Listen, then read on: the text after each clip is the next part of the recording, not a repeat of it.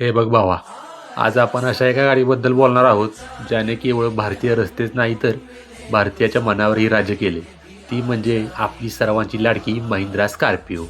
Scorpio ही फक्त एक गाडी नाही, तर ती एक भावना आहे. 2002मध्ये जेव्हा ही गाडी पहिल्यांदा लाँच झाली, तेव्हा महिंद्राने ऑटोमोबाईल क्षेत्रात एक क्रांती घडवून आणली होती. एका भारतीय कंपनीने जागतिक दर्जाची एस-यू-व्ही बनवून दाखवली, हे पाहून संपूर्ण जग थक्क झालं होतं भावा. स्कॉर्पिओचं नाव घेताच डोळ्यासमोर उभी राहते ती तिची मजबूत बांधणी म्हणजेच तिचा मस्क्युलर लूक.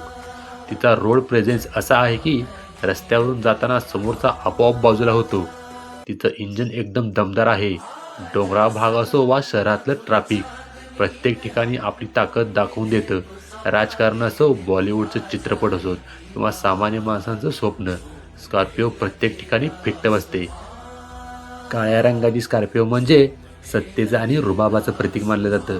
ही गाडी चिखलातून बाहेर पडताना जेवढी रांगडी दिसते, तेवढी ती ती हायवेवर सुद्धा राजबिंडी वाटते. काळाप्रमाणे स्कॉर्पिओ बदलली. आधी साधी स्कॉर्पिओ, मग क्लासिक आणि आत्ताची स्कॉर्पिओ एन. तंत्रज्ञान बदललं, फीचर्स वाढले, पण तिचा मूळ स्वभाव म्हणजे तिची ताकद आणि विश्वासार्हता आजही तशीच आहे. बाजारात कितीही गाड्या आल्यात आणि गेल्या, तरी स्कॉर्पिओची जागा कोणीही घेऊ शकत नाही. कारण ही गाडी लोखंडाची नाही तर अभिमानाची बनलेली आहे.